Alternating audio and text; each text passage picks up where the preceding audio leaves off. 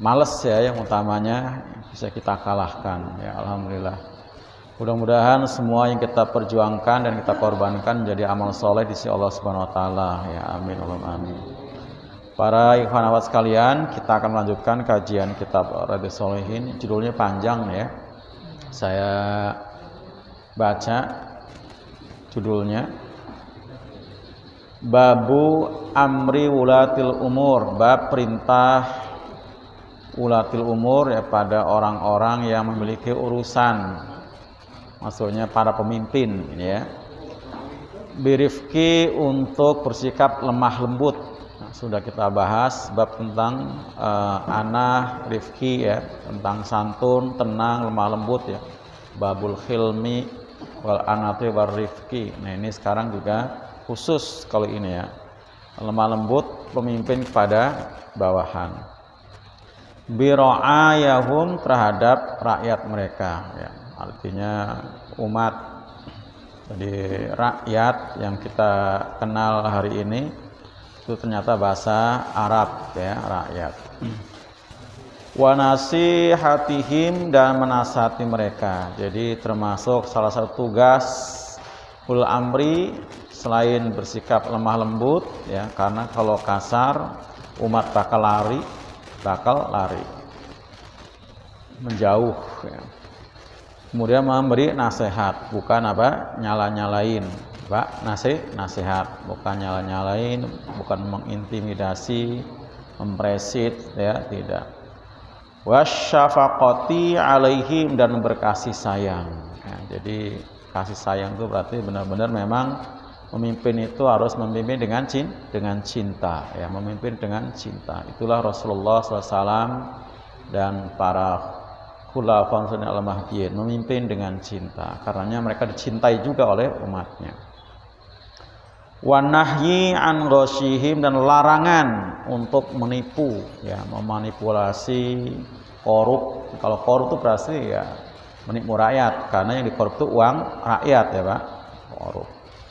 Menipu juga termasuk memberikan keputusan-keputusan yang tidak berpihak kepada kemaslahatan rakyat, hanya kemaslahatan pribadi, golongannya, partainya ya. Kalau di pemerintahan itu juga namanya termasuk menipu.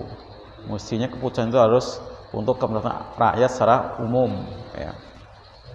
Wa tasydidi, dan larangan untuk tasydid, bersikap keras ya, bengis, sadis. Istilahnya apa, ditaktor tangan besi, nggak ada dalam Islam ya. Tadi dengan apa, dengan cinta. Jadi larangan untuk menipu dan tasydidil alaihim, bersikap keras, bengis, sadis ya, tangan besi, ditaktor. Nah ini bukan model dalam Islam. Wa ihmali masolihim, dan luput terhadap maslahat-maslahat mereka. Jadi jangan sampai konsentrasi urusan kepentingan pribadi, jabatannya dan keluarganya, nepotisme ya Pak, kemudian lupa ngurusi kemaslahatan umat, masolihim, kemaslahatan umat.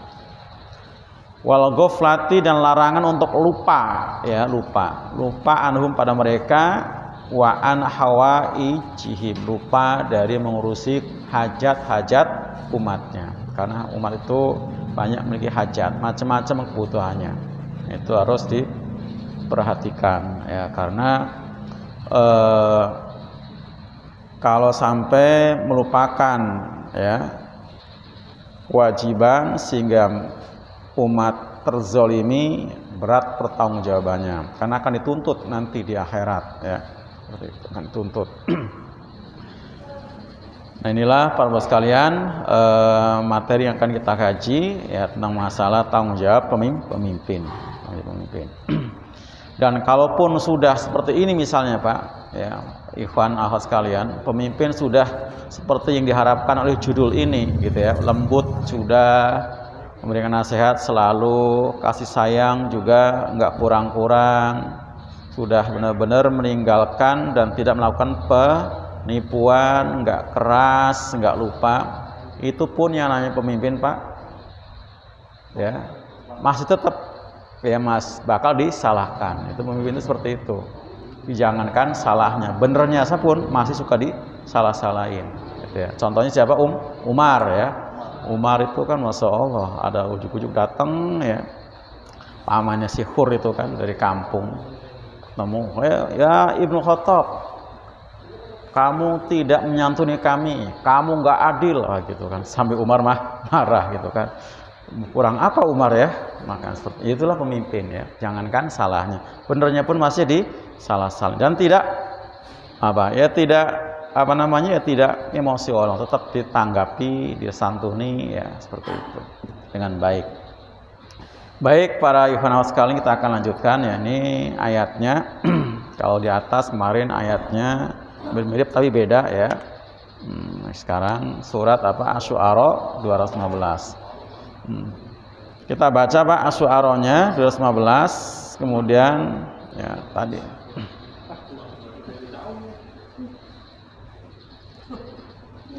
udah dibaca udah ya, kita langsung aja ya. Hanya tadi di awal dengan 214. Di sana ada wa anzir ashirataka al-aqrabin ya. Dan berilah peringatan pada keluarga dekatmu. Jadi ayat ini turun di Mekah ya, di Mekah. Jika perintah Allah kepada Nabi untuk dakwah dengan terang-terangan ya. Perintah Allah dakwah pada Nabi, perintah Allah untuk Nabi dakwah dengan terang-terangan. Setelah Nabi dakwah selama 3 tahun sembunyi-sembunyi dengan bermarkas Darul Arqam. Nah, kemudian turun tadi yang 115. Wa anzir ashiratakal aqrabin.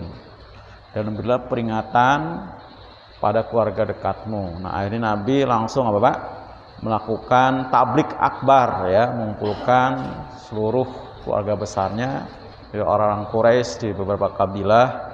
Itu akhirnya Nabi dakwah di hadapan keluarga besarnya. Kemudian wahfid janahaka limanit tabaka minal mu'minin, dan rendahkan sayapmu dari orang-orang yang mengikutimu dari orang-orang yang beriman.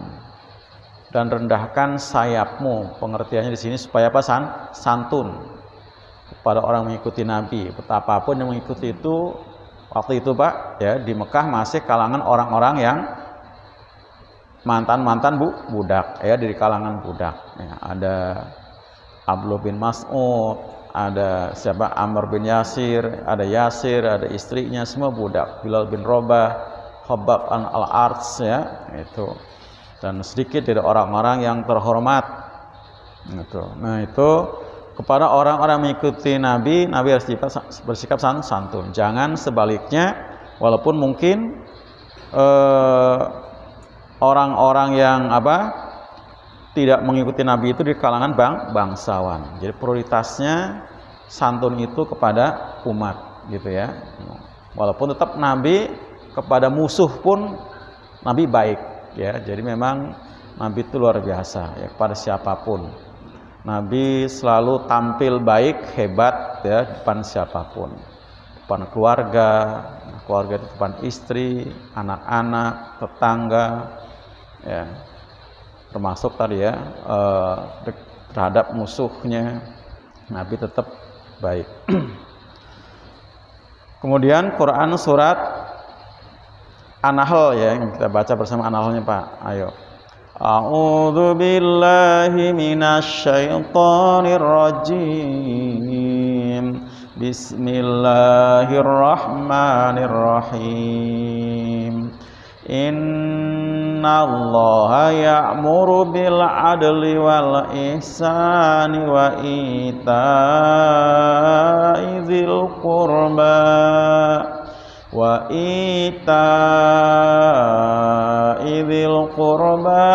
yanha 'anil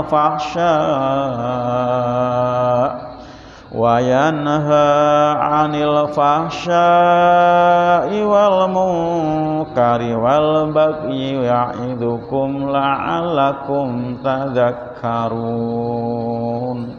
Shadaqallahul adzim.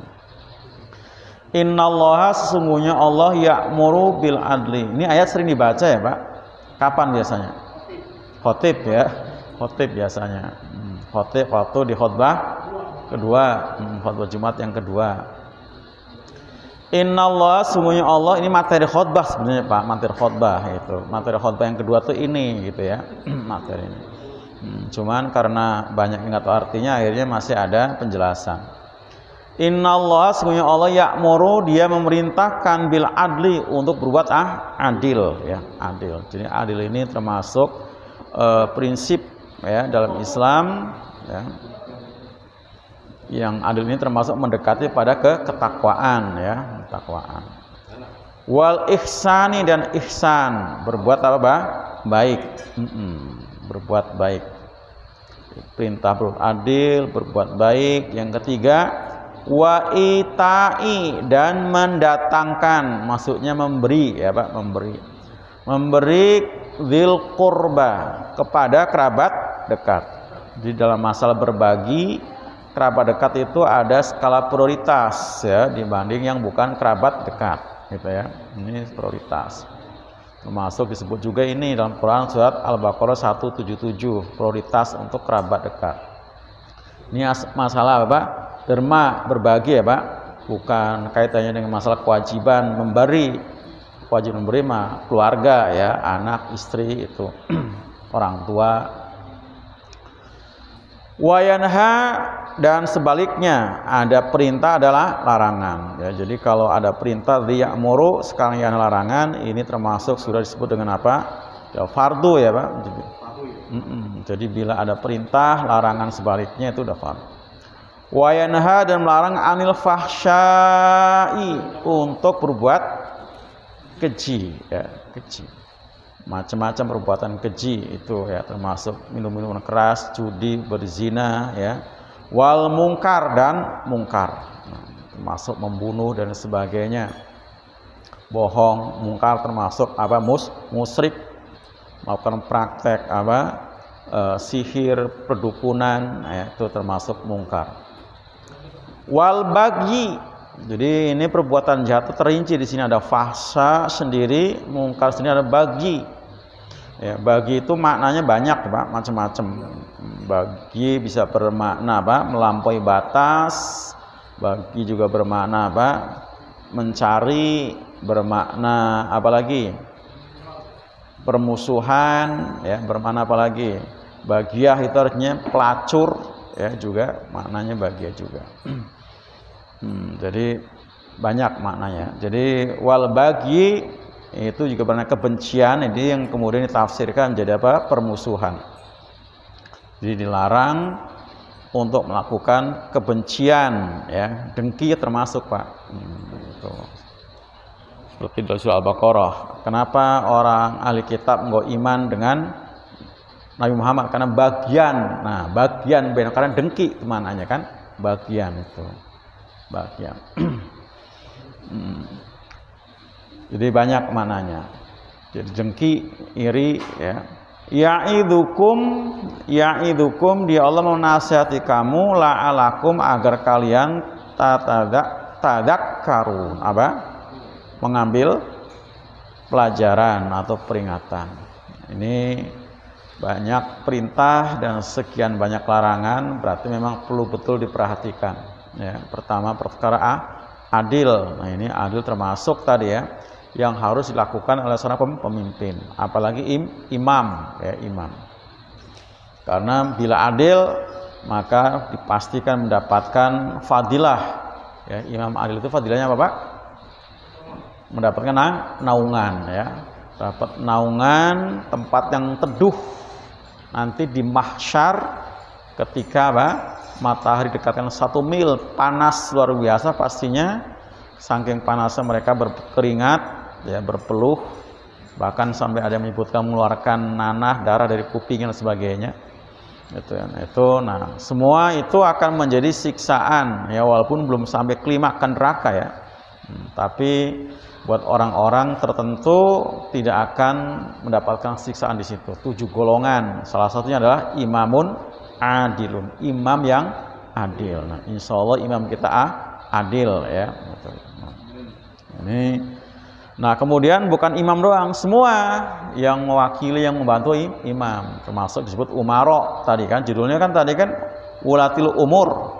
Ulatil umur itu berarti di bawah imam ada para wali, para naib, para rois, termasuk disebut apa?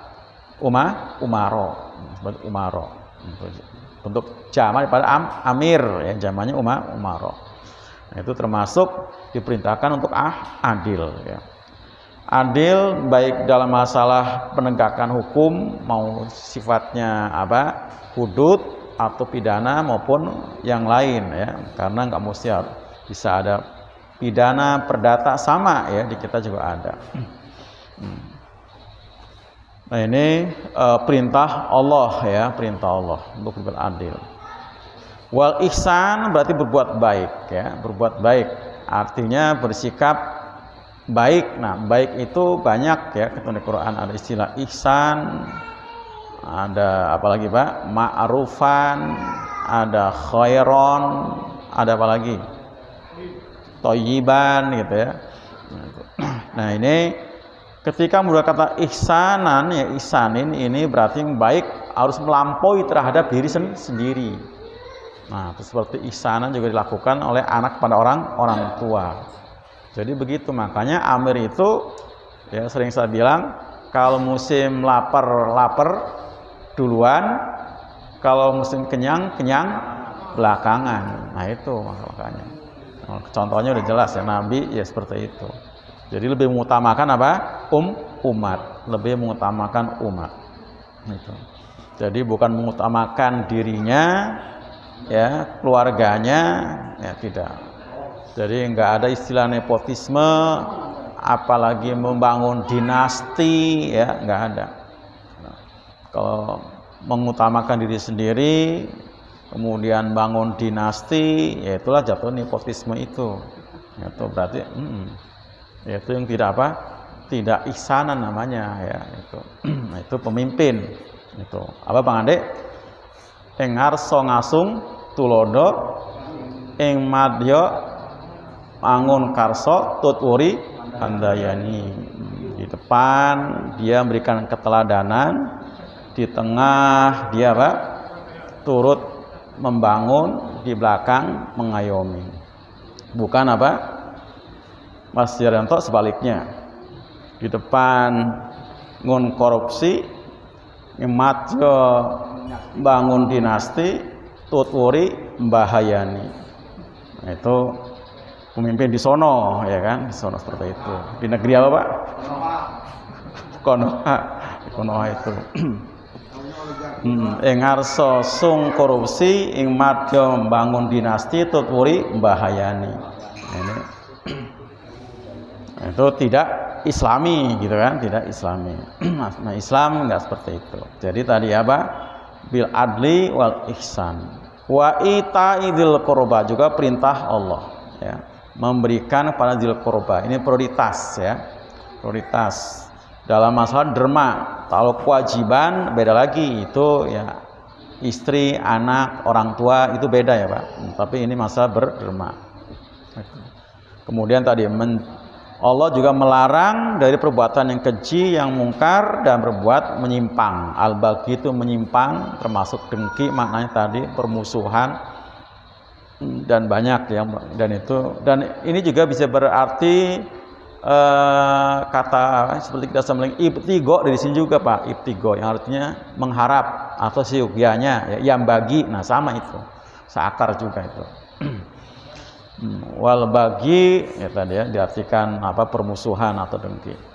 Dan Allah menasihatkan kepada kalian agar kalian apa?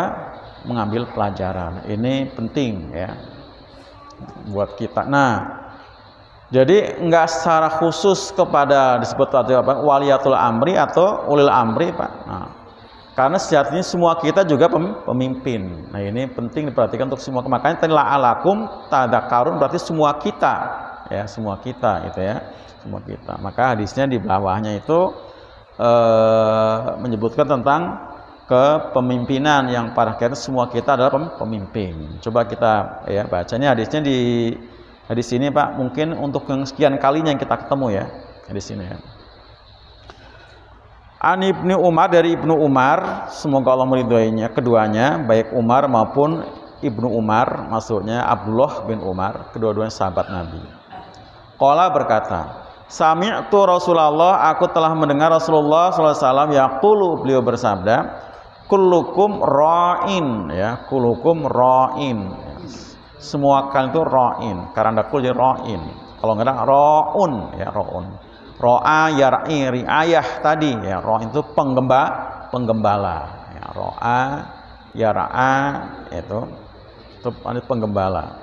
Ra'un. Nah, ini istilah lain yang Nabi buat untuk menganalogkan seorang pemimpin, disamakan dengan ra'un ya atau ra'in. Wa kullukum, dan semua kalian mas'ulun akan dimintai pertanggungjawaban an ra'iyati, akan kepemimpinannya. Nah, akan gembalaannya ya, ra'iyah tadi rakyat itu Pak, rakyatnya gitu ya. Rakyatnya. Jadi akan minta pertanggungjawaban. Sudah disantuni atau belum gitu ya, disantuni belum. Menyantuni itu banyak hal ya, masalah sehari-hari, makan minumnya, pakaian tempat tinggalnya, masalah ilmunya, ilmu apa saja, kan, yang masalah ibadah, masalah muamalah. Nah, ini semua akan diminta pertanggungjawaban. Makanya pas kalau Rasul menggunakan ra'in, karena kewajiban ya seorang pemimpin adalah seperti penggembala yang dia harus berkewajiban mencarikan gembalaan ke tempat rumput yang hijau, yang subur akan rumput hijau. Itu seperti itu. Biar gemuk-gemuk itu gembalaan ya, biar gemuk-gemuk. Al-imamur ra'in, dan seorang imam adalah ra'in, wa mas'ulun an ra'iyati, dan akan minta pertanggungjawaban tentang gembalaannya atau rakyatnya atau umatnya. Jadi imam sebagai pucuk pimpinan dalam Islam, Pak, yang lintas suku, lintas bangsa, lintas negeri, lintas benua, itu imam. Jadi untuk pucuk pimpinan dalam Islam itu imam, atau padannya adalah apa? Amirul Mukminin atau khalifah. Jadi makanya kalau ada yang mengartikan imam itu adalah presiden, ya salah ya. Presiden sifatnya masih lokal. Ya, bahkan lokal banget. Karena kalau negara ya memang presiden atau raja atau kerajaan. Bahkan di dalam negara juga ada presiden. Ya, kayak kita bilang presiden apa? Presiden PKS, ya, itu kan di bawah negara kan, Pak? Loh iya kan? Di bawah negara kan? Loh iya. Nah, presiden PSSI kan jauh banget. Presiden PSSI ya? Itu ada itu. Presiden FIFA gitu kan, itu jauh. Jadi bukan presiden, bukan raja, bukan sultan, bukan direktur ya. Itu pemimpin dalam Islam. Pucuk pimpinannya adalah imamul muslimin. Kata al-imam maksudnya imamul muslimin ya. Ada alnya Pak, al-imamu gitu kan. Kalau maksud imamul muslimin. Jadi padananya Amirul Mukminin. Itulah yang disandang oleh para khalifah ya, khulafaur al-mahdiyin, baik Abu Bakar, Umar, Utsman maupun Ali. Itu gelarnya adalah Imamul Muslimin atau Khalifah atau Amirul Mukminin. Nah, setelah itu karena ya setelah Ali radhiyallahu itu modelnya bukan lagi khalifah yang model dibuat, maka bentuk panggilannya bukan lagi apa? Khalifah, tapi sebutnya apa? Raja atau Malik ya. Makanya Muawiyah bilang saya puas sebagai raja. Karena bentuknya sudah tadi, bentuknya sudah dinasti ya, seperti itu. Dinasti. Nah, semakin tinggi jabatan ya, seorang, maka semakin berat juga semakin berat pertanggungjawabannya. Imam itu pucuknya berarti berat. Makanya ada hadis menyebutkan nanti imamul muslim itu dibelenggu. Ya, ketika dihisab sebelum semua umatnya dibelenggu. Dihisab. Jadi terakhir, Pak. Nggak main-main, dibelenggu. Diminta pertanggungjawaban ya, di mana yang pelosok ya sana di atas rawa nih, Pak? Masjid Nurul Jannah itu disantuni tidak tentang apanya pun gitu, termasuk masalah ilmu baca Qur'annya, masalah ubudiyahnya, bagaimana sholat dan puasanya. Nah, semua akan diminta pertanggungjawaban. Dan ini makanya berat. Nah, semakin ke bawah artinya semakin mengkerucut ya. Walul imam lebih ringan lagi, walaupun juga nggak ringan juga gitu kan, tapi kan dibandingkan dengan imam. Naibul imam lebih berat, lebih ringan lagi, tapi juga tetap berat juga dibandingkan dengan rois. Rois berat juga dibandingkan dengan mundir dan seperti itu. Loh ya kan? Munjir juga. Munjir lebih berat lagi dibanding dengan jiron gitu kan. jiron. Nah, kan ada jiron. Jiron. Nah, seperti itu. Jadi semua akan diminta pertanggungjawaban. Ini para umaro.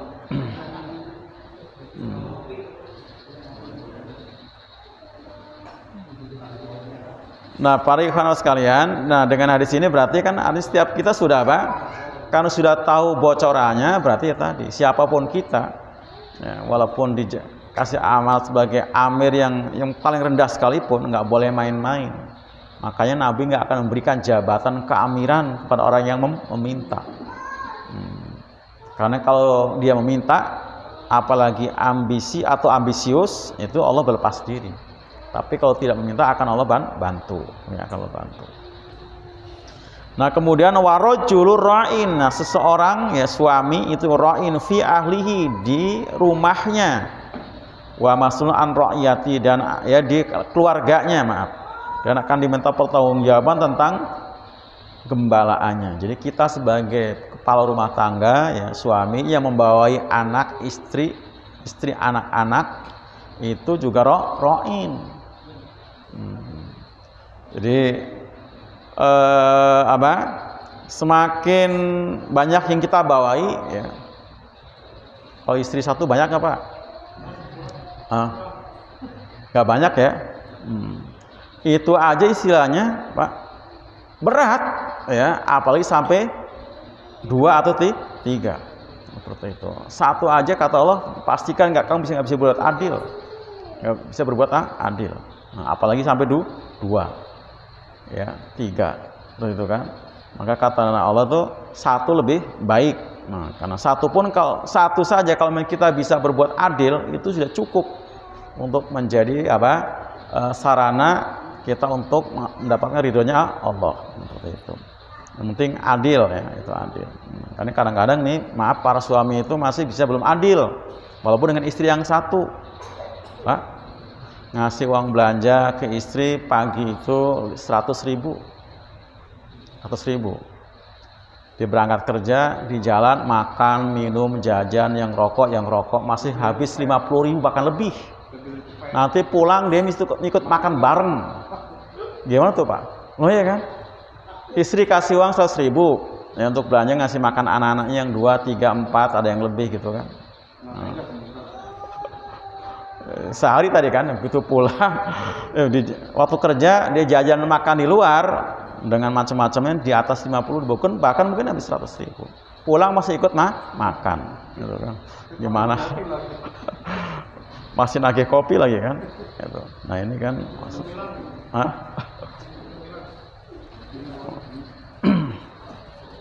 coba kan, ini dari segi apa? Materi aja kan? Di materi aja seperti itu. Nah, padahal Masya Allah ya, pas lagi barang-barang pada naik ya kan, itu sampai kemudian bisa makan 3 kali, itu saking pinternya istri tuh Pak. Nah, kalau enggak, Masya Allah tuh, kita mah nggak tahu, setiap ini sama aja. Waktu cabai naik dengan cabai murah, masih 100.000 aja gitu kan ngasihnya. Nggak tahu harga ya. Nah ini, jadi kita diminta pertanggungjawab tentang keluarga kita dan istri kita.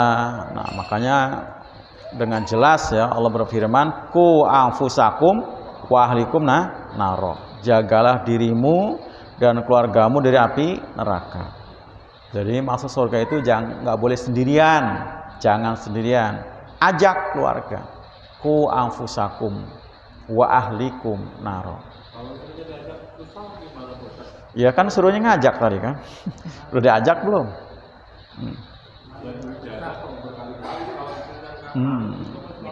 Mungkin ngajaknya ya. Nah, pakai cara lain lagi ngajaknya. Mungkin selama ini baru ngajak doang ya. Sambil dikasih reward apa gitu, nanti pulang taklim mampir kemana gitu Pak.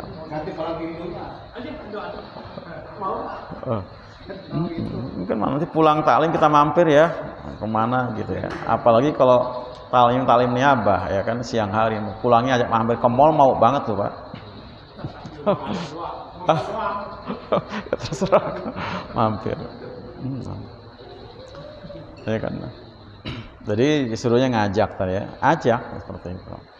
Nah kalau kita ngajak sudah nggak mau ya tetap dapat pahala. Gitu. Ya kewajiban kita kan ngajak seperti itu. Maksa memang nggak boleh tadi ya, nggak boleh. Kecuali kalau sampai ke tingkat apa, Pak, istri ke tingkat nuzus ya, nuzus itu beda lagi. Boleh apa? Pisah ranjang, boleh pukul, ya. Nah, itu kalau udah tingkat nuzus, membangkang, ya, membangkang.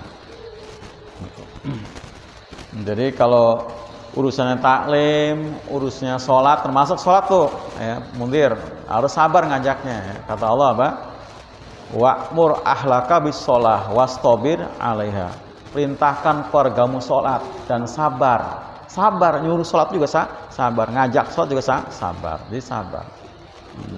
Sabar itu termasuk tadi ya, ngasih reward, ngasih hadiah segala macam itu. Sabar. Sabar itu. Ngajak sholat sabar, ngajak taklim sabar, ngajarin infak sabar. Nah, kemudian wal mar'atu ra'iyatun. Nah, istri juga ra'iyah, penggembala juga. Fi baiti zaujiyah, di rumah suaminya. Wa mas'ulatun, dan akan dimintai pertanggungjawaban, akan ditanya Pak, mas'ulatun ditanya. An ra'iyatiha, tentang gembalaannya. Jadi apa yang menjadi tugas kewajiban ya di rumah suami itu ya termasuk mengurus anak-anak, mendidik anak-anak, ngajari ngaji, baca Quran dan sebagainya. Pak, itu juga bagian daripada Pak kewajiban yang harus ditunaikan dengan amanah, yang kalau tidak nanti pun berat pertanggungjawabannya. Termasuk juga ngurus ya hal-hal yang berkaitan dengan masalah urusan rumah tangga. Selain anak tadi ya Pak, ada urusan dapur, sumur, kasur, nah semuanya. Wal khadimu, dan khodim ya pembantu juga ra'in fi mali sayyidi, pada harta tuanya. Wa mas'ulun, dan akan diminta pertanggungjawaban an ra'iyatihi. Jadi seorang pembantu yang diamanahi untuk menjaga, entah ngurus merawat motor mobilnya tuannya, menjaga keamanan, mengurus kebersihan rumah bosnya. Nah, semua juga akan minta pertanggungjawaban. Wa kullukum ra'in wa mas'ulun an ra'iyatihi, dan tiap-tiap kamu adalah ra'in, penggembala, dan tiap-tiap penggembala akan diminta pertanggungan tentang gembalaannya. Ini Bukhari Muslim. Nah, para ikhwan akhwat sekalian, kenapa Rasulullah SAW menganalogkan pemimpin dengan ra'in, dengan penggembala? Nah, karena memang penggembala ini adalah orang yang dituntut tanggung jawabnya dari paling tidak ya, dari 3 arah paling tidak ya, 3 arah. Pertama adalah terhadap gembalaan tadi ya. Jadi gambarnya sekarang Pak, kita sebagai penggembala ya. Gembala itu cah angon ya Pak, yang bekerja kepada seseorang yang memiliki kambing-kambing atau domba-domba atau sapi dan sebagainya. Nah, jadi kita oleh bos kita disuruh menggembala. Nah, pertama kita bertanggung jawab dengan gembalaan tadi. Jadi begitu kita mengeluarkan kambing-kambing dari kandang Pak, yang jumlahnya misalnya 1000 atau 900 atau mungkin 100, keluar dari kandang dalam keadaan semua lapar ya, karena berangkat pagi. Kita harus tanggung jawab. Ini kambing harus pulang ke kandang sore hari dalam keadaan kenyang lagi aman ya, aman. Artinya aman itu keluar tadi 1000, masuk kandang harus 1000 lagi. Jadi kita bertanggung jawab tentang masalah kesejahteraan ya si kambing tadi ya, maksudnya supaya dia dapat makan rumput yang segar, yang hijau. Berarti kita berkewajiban mencarikan di mana ada lapangan yang subur rumput hijau, seperti itu. Nah, dia juga jamin keamanan, jagain jangan sampai diterkam sama serigala atau dicuri sama orang. Nah, itu bertanggung jawab tentang keamanannya dan masalah tadi ya, kesejahteraannya. Ini berarti kita pertama bertanggung jawab kepada apa sih? Domba-domba yang kita gembalakan. Yang kedua, bertanggung jawab kepada bos tadi, pada bos, pada bos yang gaji kita. Nah itu ya. Jadi karena akan diminta pertanggungjawaban. Kenapa ada kambing yang hilang? Kenapa ada kambing yang sakit? Kenapa ada kambing yang kelaparan? Nah itu. Jadi harus apa? Amanah. Nah kemudian yang ketiga bertanggung jawab pada Allah ya, pada Allah. Ini termasuk karena itu adalah amanah yang harus ditunaikan dengan amanah. Itu. Jadi tetap akan bertanggung jawab oleh Allah nanti. Kita sebagai pekerja. Makanya korup walaupun bos nggak tahu, tetap apa? Allah akan minta pertanggungjawaban. Bagaimana orang kambing 1000 hilang 1 pasti bos nggak tahu Pak, karena nggak mungkin ngitung juga itu kan, ya kan? Nah, itu kasusnya sahabat Umar ya Pak, waktu sidak infeksi mendadak ya, datang pada penggembala kambing ya, datang, wahai gulam, bocah, saya butuh kambing nih. Ya, bagaimana kalau saya membeli kambing kamu 1? Itu. Apa kata si gulam? Ini bukan kambing saya, ini kambing bos saya. Kata sahabat Umar, bos kamu kan nggak tahu. Kalau cuma dijual 1 doang mah, ya nggak tahu. Kambing 1000 Pak, atau ya banyak gitu ya, kan nggak mungkin juga Pak. Bosnya tuh ngitung gitu kan. Apa jawab si bocah kecil tadi, si gulam? Bos saya boleh nggak tahu, tapi di mana Allah gitu kan. Nah, Allah pasti tahu. Ya, langsung dirangkul kan sama Umar, nangis Umar saking harunya ya dengan sikap amanah ya si bocah tadi.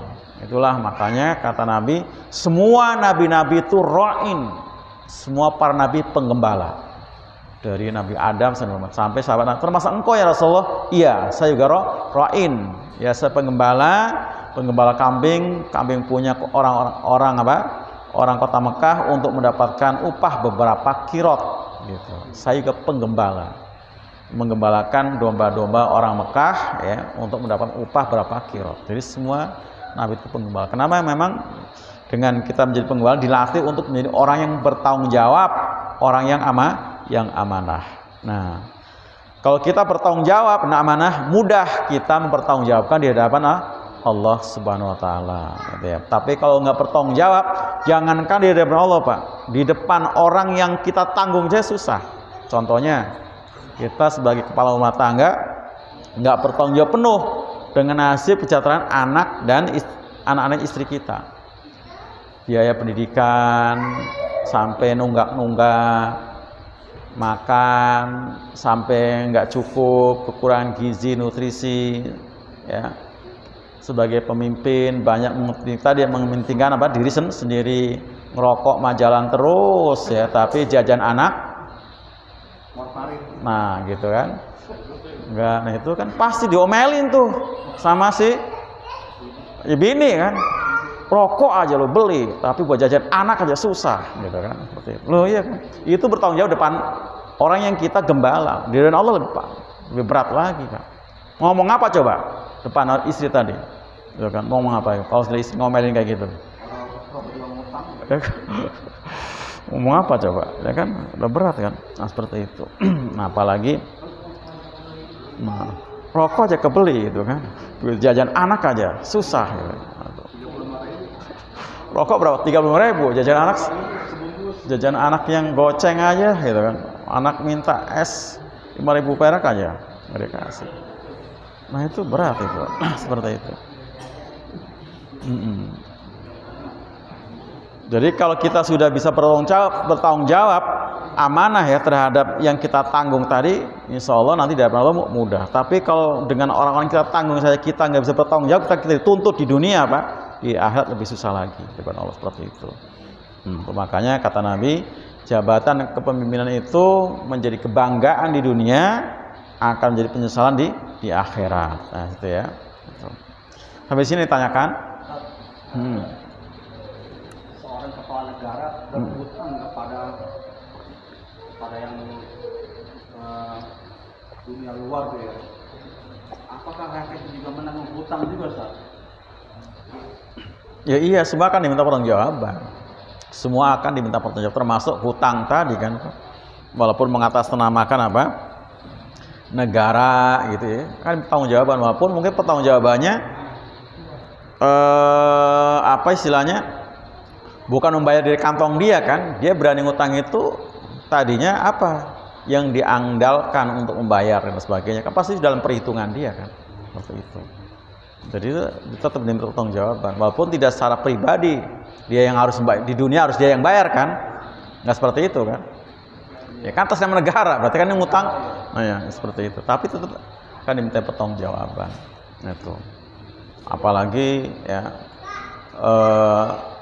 motivasinya ngutang itu untuk mendapatkan komisi, fee dan sebagainya. Ya, udah kan, ya kan itu sebenarnya kalau kita bicara negara ya Pak, nggak seperti itu. Loh ya kan? Ya, seperti itu. Jadi berat pertanggungjawaban itu. Jadi utang itu akan kebawa masalahnya sampai akhirat ya, utang itu. Dan utang itu nggak ada saudaranya. Mengutang ke siapapun, suami ke istri tetap harus dibayar. Oh iya, orang tua ke anak juga harus dibayar. Semua namanya utang. Sampai yang berpiutang itu benar-benar ada pernyataan ikhlas gitu kan. Beda Kak, beda ikhlas seperti itu. Ikhlas seperti itu. Gitu ya. Jadi kita mengadek yang gak usah takut, khawatir dengan utang atas nama negara tadi kan. Jadi tanggung jawab itu yang menekan, yang memutuskan gitu kan. Nah, itu kan. Itu yang bertanggung jawab. Jadi akan minta pertanggungjawaban itu termasuk utangnya itu, termasuk akan pertanggungjawaban. Nggak main-main itu. Oh ya kan, akan pertanggungjawaban itu. Kita nggak usah takut, nggak usah. Nah itu tadi yang memutuskan itu kan, yang memutuskan itu kan tanggung jawab. Ada lagi Pak? Nggak ada ya? Masih ada waktu kan? Ada nggak? Satu lagi ya. Wa Nabi Ya'la dan Nabi Ya'la. Makil bin Yasar, ya, namanya Makil bin Yasar, dipanggil Abi Ya'la.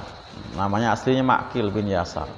Semoga Allah meridhoinya. Kalau berkata, Sami'tu, aku telah mendengar Rasulullah SAW yaqul bersabda, Ma min abdin yastara'ihillahu ra'iyatan. Tidaklah dari seorang hamba yastara'ihillahu yang Allah apa? Memberikannya kepemimpinan, rakyatan, satu kepemimpinan gitu ya. Yamutu, dia mati, yauma yamutu, pada hari matinya, wa huwa ghosyun, dan dia masih menipu li ra'iyati, akan rakyatnya ya, umatnya, illa, kecuali haramallah, Allah haramkan alil jannah, artinya surga. Ini Bukhari Muslim.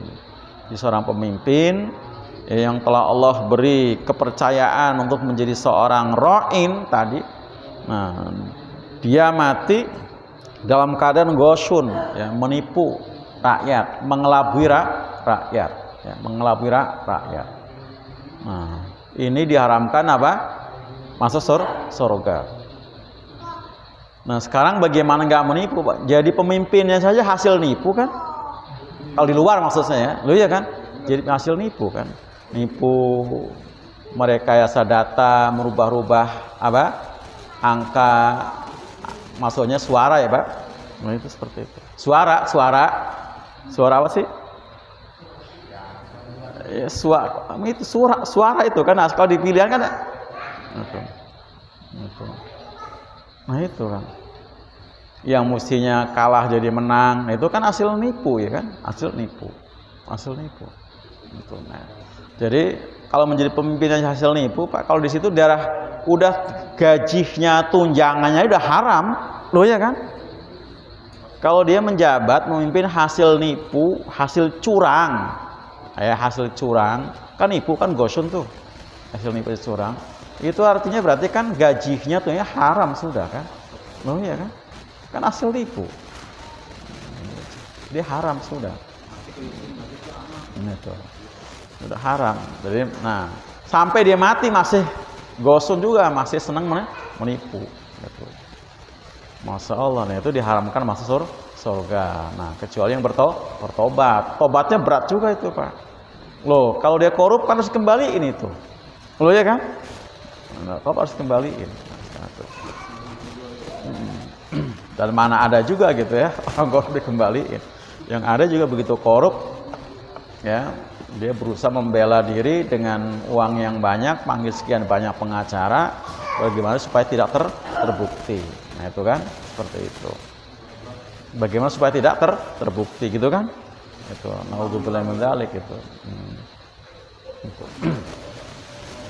Nah itu, jadi memang apa namanya, nggak main-main ini ya, nggak sembarangan. Jadi jabatan keamiran itu betul ya, kata Nabi, merupakan kemuliaan memang di dunia, tapi penyesalan di akhirat. Nah, sampai kalau kemudian tadi ya, sampai menipu, gitu ya. Menipu itu maksudnya melabui, membohongi, Pak. Jadi pemimpin hanya untuk mencari keuntungan pribadi, kesenangan pribadi dan keluarga, golongan gitu ya. Nah, itu termasuk. Nah, ini kalau dia mati ya dalam keadaan menipu, berarti mati belum tobat berarti ya, Pak. Nah, itu diharamkan masuk surga. Ya, naudzubillah min dzalik.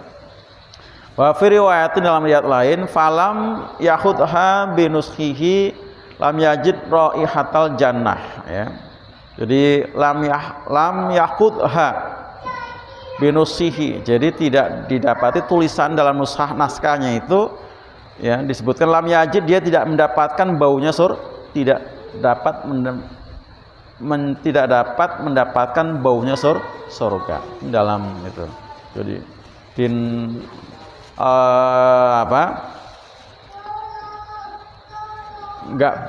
jadi jangankan masuk surga, mencium bau surga pun tidak, seperti itu ya. Mencium bau surga itu tidak.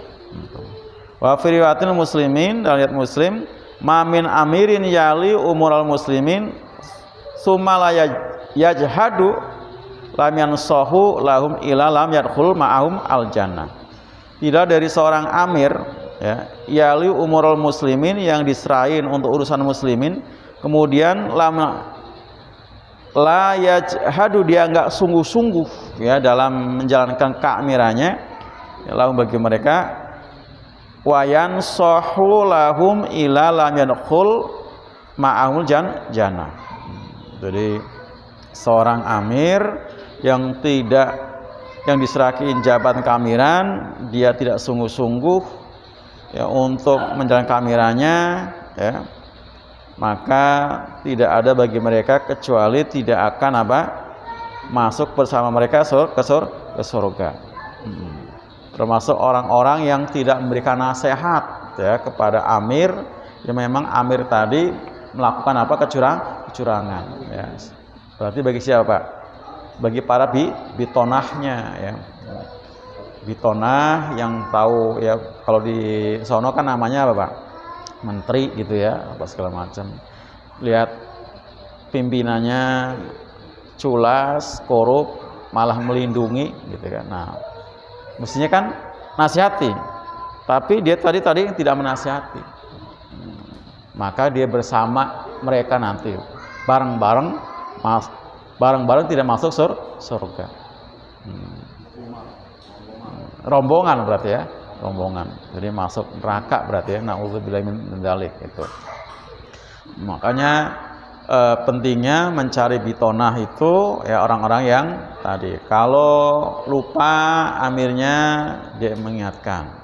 Kalau ada program gagasan yang baik, dia bantu melaksanakan. Itu yang benar, seperti itu.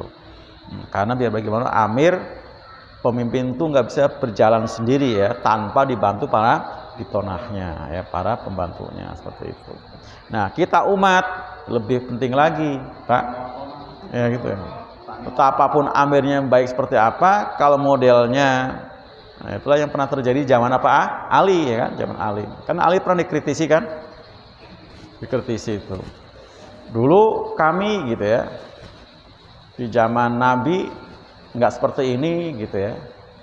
Nah, semua taat-taat sama Nabi gitu kan, seperti itu. Kok sekarang di zaman Ali kok nggak seperti itu? Apa jawab Ali?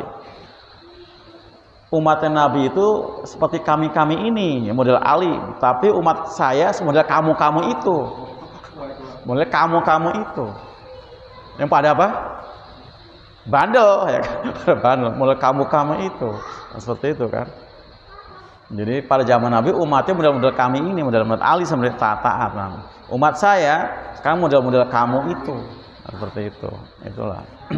Jadi ketaatan umat juga sangat membantu untuk keikhlasan seorang amir. Jadi kalau kita taat dengan amir, membantu keikhlasan amir, seperti itu. Membantu keikhlasan amir. Ini penting.